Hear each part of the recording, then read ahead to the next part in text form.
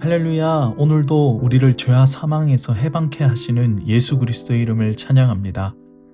오직 예수만이 우리를 정죄함에서 해방시키실 수 있는 분이심을 믿으며 예수로 인해 자유를 경험하는 하루가 되시길 소망하며 2024년 1월 24일 수요일 아침 예배 성삼위 하나님께 올려드립니다.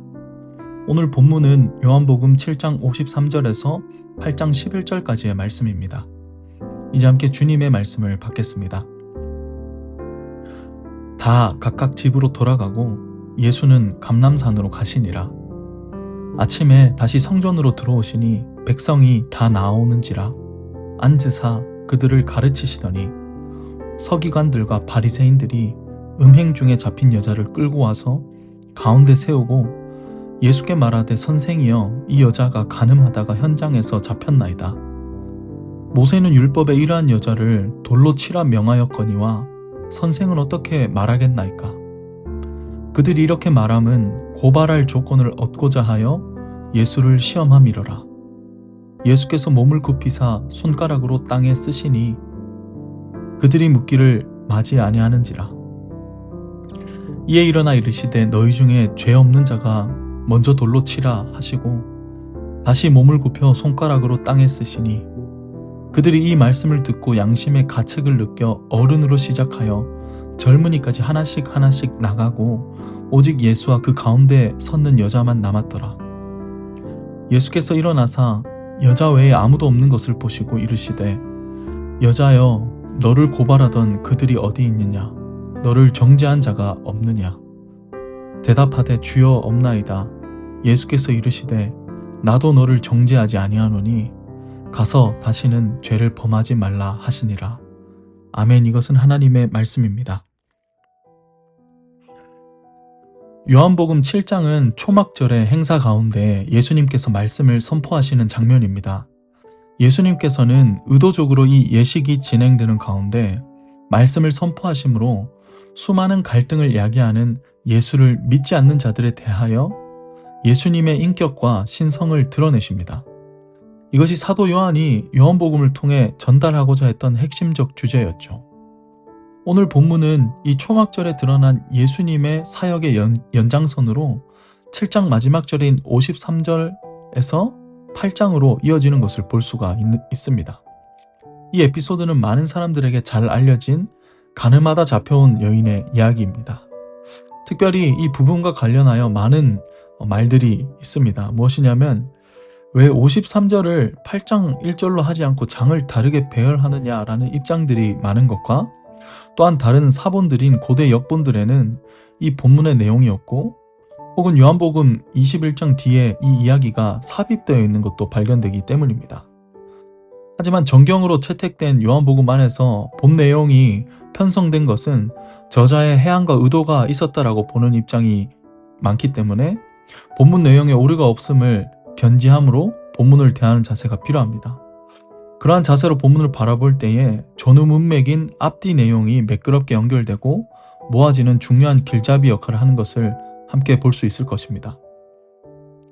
그렇기 때문에 오늘 이 이야기는 요한복음에 있어서도 굉장히 중요한 역할을 하는 본문이 되겠습니다. 많은 이슈가 있었다는 것은 그만큼 중요한 내용들이 이 본문 안에 있기 때문이겠죠. 오늘 이 이야기는 유대 종교 지도자들이 간음의 현장에서 잡혀온 한 여인을 예수님 앞에 데려와 시험하는 것으로 시작이 되죠.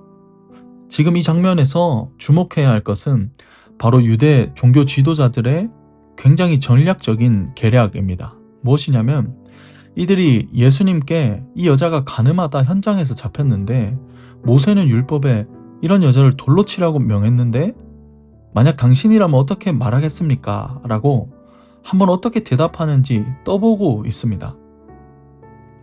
그런데 이 유대 지도자들이 이것을 예수님께 질문할 때 그냥 했겠습니까? 결코 그렇지 않죠. 이들은 지금 예수님이 어떠한 답변을 내놓아도 빠져나갈 수 없는 올가미와 같은 계략을 꾸몄습니다.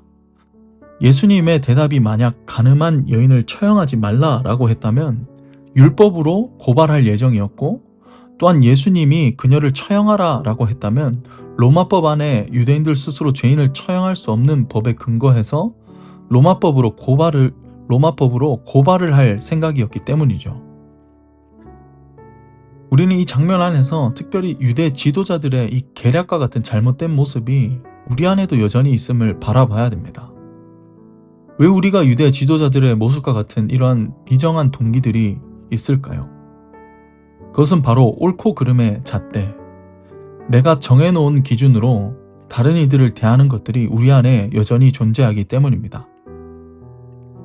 아무리 좋은 동기여도 그 좋은 계획과 취지 속에서 그 계획으로 인해 그 취지로 인해 옳고 그름을 논하고 저마다의 기준을 언급한다면 그것은 계획과 취지에 맞지 않는 행동이 되는 것이죠. 교회 안에서 왜 우리는 갈등합니까? 바로 옳고 그름의 잣대와 기준을 내가 정하고 있기 때문입니다. 한 가지 예로 모두가 참여하는 그리고 교회적으로 함께 권장하는 행사에 참여하지 않거나 또 중도에 가게 된 자들을 향해 그들을 거론한다는 것은 그 행사의 취지와 동기와는 맞지 않는 것이 되겠죠. 이것은 아무리 선한 동기로 시작되었을지라도 그 안에서 비정한 동기로 다른 이들의 옳고 그름을 논하는 것은 유대 지도자들과 다를 바 없는 행동들인 것입니다. 우리의 옳고 그름의 잣대는 어떻게 가질 수 있습니까? 바로 예수 그리스도입니다.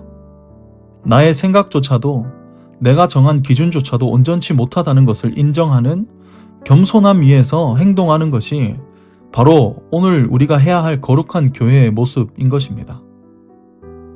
교회의 사역을 많이 하고 중요한 역할을 맡았다고 한들 그 기준과 판단이 나라면 그 완악함 때문에 분명히 망하게 될 것입니다. 우리는 예수 안에서 겸손함으로 나의 생각과 기준을 예수께 매 순간 맞춰야 합니다. 저는 오늘 말씀을 듣는 저와 여러분들 가운데 오직 나의 기준과 판단은 예수 그리스도이심을 늘 인정하시는 겸손한 고백으로 나아가시기를 예수의 이름으로 축원드립니다. 우리가 그렇게 인정할 때에 우리를 꾸짖지 아니하시고 후히 주시는 성령 안에서 지혜롭게 행할 것입니다. 이어서 본문을 바라보면 이러한 유대 지도자들의 계략이 담겨있는 질문에 대하여 예수님께서는 오늘 어떻게 행하고 계십니까? 먼저 침묵하십니다. 저는 이 예수님의 침묵 가운데에서 예수님의 영성을 바라보게 됩니다. 예수님께서는 곧바로 말씀하실 수 있으셨으나 주의 성령을 의지함으로 하나님의 아들의 신성을 보여주시기 위하여 침묵하셨으리라 생각합니다. 오늘 이 예수님의 침묵의 현장에 우리가 만약 있었다면 우리 모두는 그 예수님의 고요한 침묵에 집중하며 말씀을 기다렸을 것입니다. 그 마음으로 오늘 말씀을 기대함으로 함께 나아가기를 바랍니다. 예수님의 이 깊은 침묵 이후에 예수님은 어떻게 이 요청에 응하십니까? 유대 지도자들이 기다린 답변을 하지 않으셨죠. 이때 유대 지도자들이 적지 않게 놀랐을 것입니다. 대답을 하지 않았기 때문이죠. 예수님께서는 대답을 하지 않으시고 무언가 땅에 쓰셨죠. 오늘 본문은 이 장면을 몸을 굽히사 손가락으로 땅에 쓰시니 라고 기록을 하는데요. 예수님은 이 사건을 옳고 그름의 문제로 보지 않으셨기 때문에 대답하지 않으셨습니다. 이 예수님의 침묵으로 인해 이 돌로 치라는 율법에서 자유로워지셨습니다. 또한 이 침묵 이후에 죄 없는 자가 돌로 치라라는 이 말씀으로 이 유대 지도자들과 이 장면을 함께 바라보는 모든 군중들 사이에 있는 죄와 또 그 완악함들을 바라보게 하셨죠. 저는 이 장면에서 특별히 예수님께서 몸을 굽히사 손가락으로 땅에 글을 쓰시는 장면에 몰입이 되었습니다. 제가 만약 이 장면을 바라보고 있는 군중 중에 한 사람이었다면 예수님이 바닥에 쓰시는 것이 도대체 무엇일까 굉장히 기다리면서 보았을 것 같습니다. 예수님은 그 많은 군중들이 보란듯이 손가락으로 땅에 글을 쓰셨습니다. 그 글은 그곳에 있는 모든 자들을 향한 글이었으며 반드시 그들이 봐야 할 글이었죠. 저는 이 장면에서 굉장히 영적인 의미가 있다고 여겨집니다. 만약 오늘 내가 그 자리에 있었다면 예수님께서는 손가락으로 땅에 어떤 글자를 쓰셨을지 한번 상상해 보시길 바랍니다. 저는 오늘 저와 여러분들의 기도 가운데 이 예수님이 바로 오늘 나를 향해 땅의 손가락으로 쓰신 글이 무엇인지 깨닫는 하루가 되시기를 예수의 이름으로 축원드립니다. 유대 지도자들의 질문에 대한 예수님의 답변은 침묵 가운데 쓰신 글자입니다.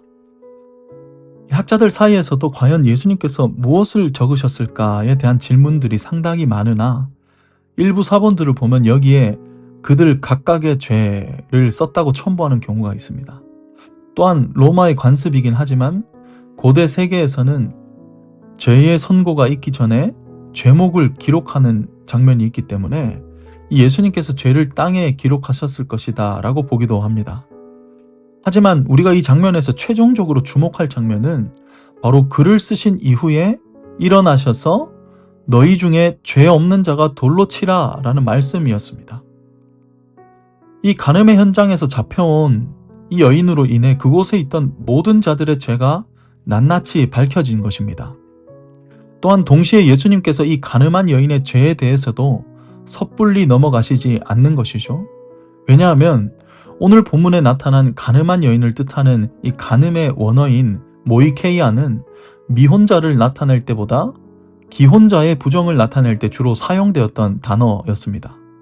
그렇기 때문에 지금 이 간음한 여인은 기혼자로 볼 수 있고 이 여인이 죄를 지은 것은 이 여인뿐만 아니라 그녀와 함께 간음한 사람이 있음을 드러내시는 것이기 때문입니다. 예수님은 이 대중의 시선과 인식을 받아들이지 않으시고 한 사람 한 사람의 내면과 그 중심과 그 동기를 보셨던 것입니다. 오늘 우리가 이 예수님의 말씀을 통해 깨달아야 할 영적인 교훈은 무엇입니까? 바로 여인을 향한 예수의 사랑인 것이죠. 비록 그녀는 심판받아야 할 대상이었지만 그리고 심판을 피할 수 없었지만 예수님은 그녀를 인격적으로 바라보시고 죄에 있지만 돌이킬 수 있도록 이끄셨다라는 것이죠. 이것이 오늘 본문의 가장 중요한 장면입니다. 죄 없는 자가 돌로 치라는 예수님의 답변에 주변에 있던 모든 자들이 발길을 돌렸습니다.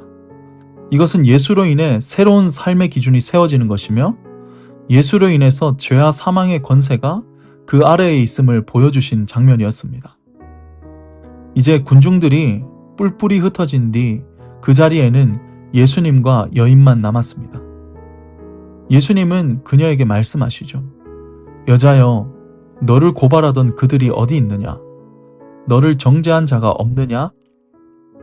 여인이 대답하기를 주여 없나이다 라고 하죠.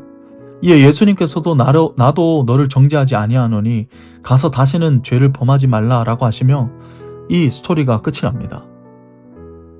말씀을 정리합니다. 간음한 여인과 같이 정죄함 가운데 있는 그녀의 삶이 예수로 인해 해방된 것처럼 오늘 말씀을 듣는 우리 또한 예수로 인해 모든 정죄함 가운데 해방됨을 믿음으로 선포하는 이 하루가 되시기를 바랍니다.